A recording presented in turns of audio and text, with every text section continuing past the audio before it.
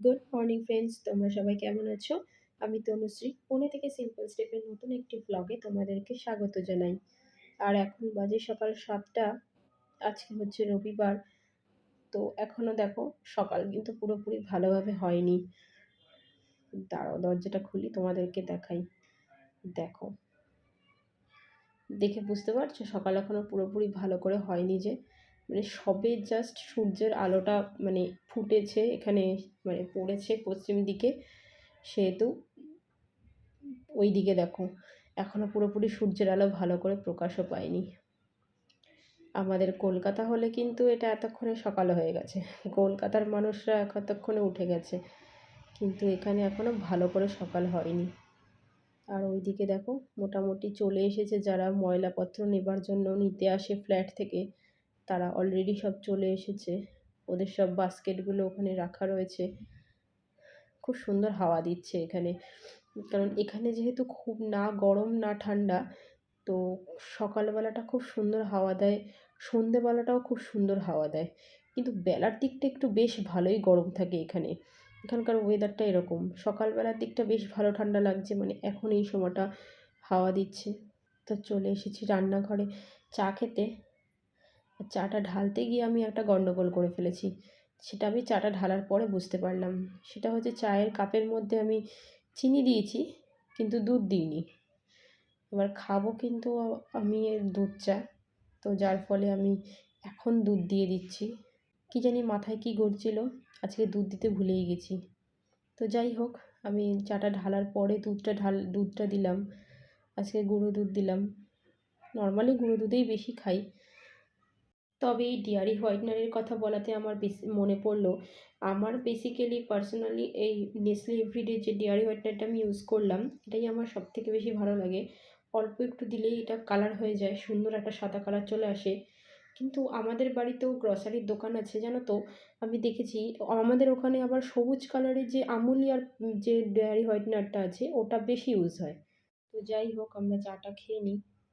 তো চা খাওয়ার পরে আমরা লেগে পড়েছি এখানে বারান্দাটা পরিষ্কার করতে। আমি এক বালতি জলের মধ্যে সার্ফ গুলে দিয়েছি, দীপক আবার সেটাকে ঝাঁটা দিয়ে পরিষ্কার করছে। এই জায়গাটাতে প্রচণ্ড পরিমাণে পায়রা আসে, যেহেতু বারান্দাটা খুব একটা বেশি, আমি বেশিরভাগ সময় ফাঁকা রাখারই চেষ্টা করি। তো এই ফাঁকা থাকার কারণে ওরা মানে প্রচণ্ড পরিমাণে আসে, আর এসে পুরো একদম পুরো বারান্দাটাকে নোংরা করে দিয়ে যায় একদম। যত রাজ্যের পায়খানা পটি সব কিছু, মানে সব কিছু বারান্দাটার মধ্যেই করবে। আর ভীষণ বিচ্ছিরি লাগে। মানে যখনই, মানে রোজ রোজ করাটা সত্যিই সম্ভব হয়ে ওঠে না, এত পরিমাণে ওরা এখানে বিরক্ত করে এসে। তো ২ দিন ৩ দিন অন্তর অন্তরই এই কাজটা করতে হয়। তো এবার আমি আর বেশ কয়েকদিন করে উঠতে পারিনি, মাঝখানে আমি ছিলামও না, যেহেতু কলকাতাতে গেছিলাম। তো তারপরে এসেও আর আমার করে ওঠা হয়নি, কলকাতা যাওয়ার আগে করে গেছিলাম আমি একাই তখন।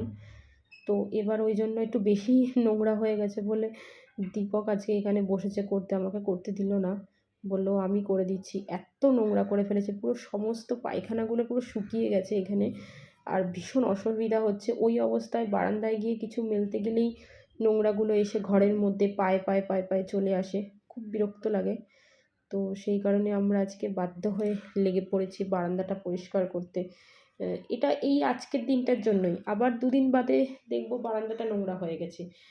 আর আমি যখনই সুযোগ পাই আমি তখনই সাথে সাথে জল ঢেলে দিই, কারণ পাখির পায়খানা তো মানে সাথে সাথে জল ঢেলে দিলে তাও একটা, যেহেতু চলে যায়, কিন্তু শুকিয়ে গেলে সেটাকে তোলাটা খুব চাপের হয়ে যায়। তো যাই হোক, এটাকে আমরা একটু ভালো করে পরিষ্কার করে নিই।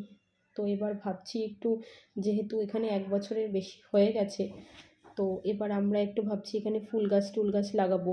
তো সেই কারণেও এই জায়গাটাকে ভালো করে পরিষ্কার করছি।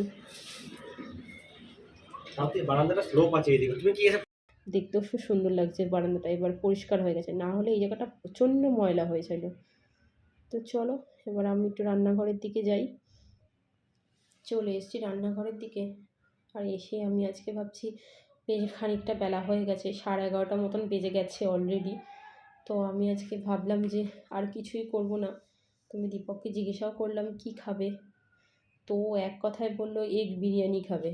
এর আগে একদিন আমি সিম্পলভাবে, একদম সিম্পলভাবে না, জাস্ট আলু বিরিয়ানি করে দিয়েছিলাম ওকে। তো খেয়ে ভীষণই ভালো বলেছিল। আমি কোনো মশলা টশলা কিছুই দিইনি, একদম সিম্পলভাবে করে দিয়েছিলাম। তো ভীষণ ভালো খেয়েছিল। তো আজকে আমাকে বলছে একটু এগ বিরিয়ানি করে দাও। তো আজকে আমি দেখি একটু এগ বিরিয়ানিই করে দিই। বেশ খানিকটা বেলাও হয়ে গেছে। আর বিরিয়ানি করলে না আর কিছু লাগে না। তো সেই কারণে ভাবলাম যে অন্য কিছু তরকারি করতে গেলে তার সাথে আবার একটু ডাল করতে লাগে বা অন্য কিছু করতে লাগে, ভাত করতে লাগে, অনেকটা সময় লেগে যাবে। তো ওই কারণে আমি আজকে তাড়াতাড়ি করার জন্য বললাম ঠিক আছে তাহলে এগ বিরিয়ানিই করে দিই। তো ওই জন্য দেখো আমি এখানে বসে গেছি সমস্ত তরকারিগুলো কাটতে। আর ওদিকে ডিম আর আলুটা আমি সেদ্ধ করে নিয়েছি। আর আমি এখানে সবকটা তরকারি সমস্ত কিছু কেটে ফেলেছি। আর বিরিয়ানির জন্য কিন্তু আমি কোনো বেরেস্তাও এখানে ভাজবো না। বেরেস্তা দিলে নাকি ও খেতে পারে না, ওর আর তেতো তেতো লাগে নাকি বলে। মানে ওই পেঁয়াজটা যেহেতু একটু বেশি ভাজা হয়, তারপরে ওটা গুঁড়ো গুঁড়ো করে তরকারি মানে যখন ভাতের ওপর দেওয়া হয় তখন একটু তেতো তেতো লাগে, সেই কারণেও খেতে চায় না। তো আমি ওই জন্য বেরেস্তাও এখানে করব না। আর ডিমের তরকারিটা আগে একটু করে নেবো, আর একদম সিম্পলভাবে ডিমের তরকারি করব। আজকে ওর এগ বিরিয়ানি খেতে চাওয়ার একটা কারণ আছে জানো তো। আসলে কালকেই আমাকে বলছিল যে যদি আমরা কলকাতাতে থাকতাম, যেহেতু এটা বিয়ের মরশুম, তো আমরা অনেক নিমন্ত্রণ পেতাম। তো আমাদের ওখানে আমাদের বাড়ি নিজেদের বাড়িতেও এবং আমার শ্বশুর বাড়ির তেও আমার ওখানেও প্রচুর নিমন্ত্রণ পড়ছে। তো আমার শ্বশুর শাশুড়ি সবাই খায়, কিন্তু আমরা থাকলে হয়তো আমরাও পেতাম সেম জিনিসটাই। তো যেহেতু পাচ্ছে না, সেহেতু দীপক কালকে আমাকে বলছে যে আমরা নিজেরা বাড়িতে বিরিয়ানি করে খেলে কেমন হয়। ওখানে যেহেতু পাচ্ছে না, বিয়েবাড়ি খেতে গেলে একটুখানি বিয়েবাড়িতে তো ভালো মন্দ খাওয়ার হয়ই, সেটা তো আমরা সবাই জানি। তো সেই কারণে আজকে বিরিয়ানি খাওয়ার ঝোঁকটা উঠেছে। তো এই হচ্ছে ব্যাপার। আর একটা জিনিস হচ্ছে কি বলতো, এখানে যেহেতু এখানে না মানে আমাদের কলকাতার মতন একদম কলকাতা স্টাইল বিরিয়ানিটা এখানে পাওয়াই যায় না, একদমই পাওয়া যায় না। এখানে যেটা পাওয়া যায় সেটা হায়দ্রাবাদি বিরিয়ানি। আর সত্যি কথা বলতে হায়দ্রাবাদি বিরিয়ানিটা ভীষণই রিচ হয়, আর ভীষণই একটা ঝাল হয়। মানে বেশি একটা হায়দ্রাবাদি বিরিয়ানি খাওয়া যায় না। আমরা এখানে প্রথম আসার পরে ১ বছরের মধ্যে বেশ কয়েকবার খেয়েছি। তো খেয়ে আমাদের দুজনেরই যেটা আ মনে হয়েছে যে উম মানে হায়দ্রাবাদি বিরিয়ানিটা ঠিক আমাদের জন্য নয়। মানে প্রচণ্ড ঝাল দেয় এখানে। এখন আমি জানি না অন্য কোথাও হায়দ্রাবাদি বিরিয়ানি কেমন করে বানায়। বাট আমি এখানকার যারা বানায় আমি তাদের দেখেছি। এখানে আমি অনেক দোকান থেকে কিনে খেয়েছি, আলাদা দোকান থেকে।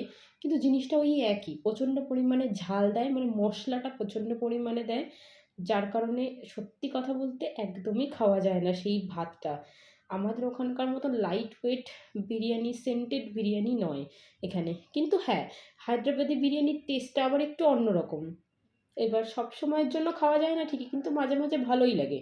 একেবারে যে ভালো লাগে না তা নয়। তো দেখো এখানে আমার মোটামুটি ডিমের তরকারিটা হয়েই গেছে। আমি জাস্ট এখন শুধু একটুখানি এখানে গরম মশলা দিচ্ছি। আর যেহেতু আজকে এটা এই গ্রেভিটা বিরিয়ানির মধ্যে যাবে, সেহেতু আমি অন্যদিন ঘি দিই না।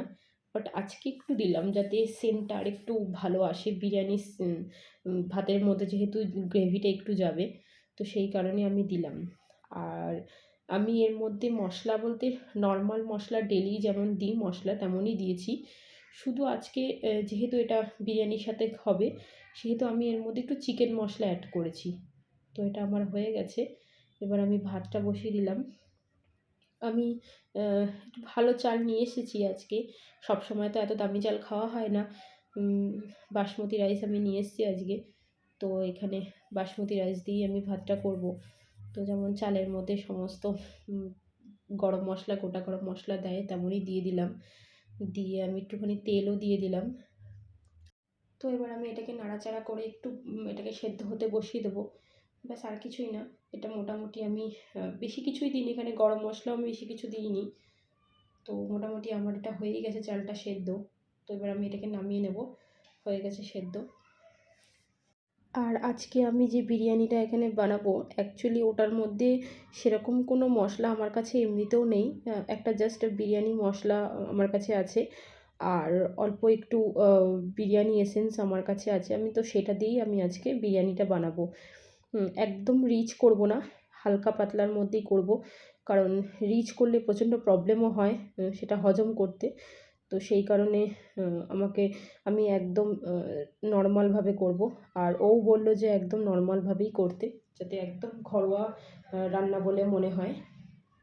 তো সেই কারণে দেখো আমি এই যে বিরিয়ানি মশলাটা জাস্ট দিয়ে দিচ্ছি, আর একটু ঘি দেবো, আর তার উপর গ্রেভিটা যেরকম করে করে সেরকম করেই লেয়ারিং করব একদম সিম্পলভাবে। কারণ আমার কাছে কোনো দুধও নেই যে আমি মানে গোলা দুধের ওপর কেশর টেশর আমার কাছে কিচ্ছু নেই, কেওড়া জল গোলাপ জল কিচ্ছু নেই, শুধু একটা বিরিয়ানি এসেন্স আছে আমার কাছে। সেটা বহুদিন আগে নিয়ে এসেছিলাম এই বিরিয়ানি টুকটাক ঘরোয়াভাবে রান্না করার জন্য। তো সেটা দিয়েই করব আজকে লেয়ারিংটা, আর কিছুই দেব না। আর এই ডিমের কারিটা যেটা দিচ্ছি সেটার মধ্যে এগ কারি একটা মশলা পাওয়া যায় জানো তো, কিন্তু এটা না আমি এখানে খুঁজে পেলাম না কোথাও। অনেকগুলো দোকান খুঁজেছি আমি বিরিয়ানিটা বানাবো বলে, কালকে অনেকগুলো দোকান খুঁজেছি, তো না পেয়ে লাস্টে অ্যাকচুয়ালি আমি চিকেন মশলাটা দিয়েছি, তখন আমি তোমাদেরকে বললাম ওই জন্য। তো যদি তোমরা কেউ এগ কারি মশলাটা পেয়ে থাকো তাহলে তোমরা এগ কারি মশলাটা দেবে। ওই এগ কারি মশলাটায় না ভীষণ সুন্দর টেস্ট হয়। আমি এর আগেও প্রচুরবার খেয়েছি।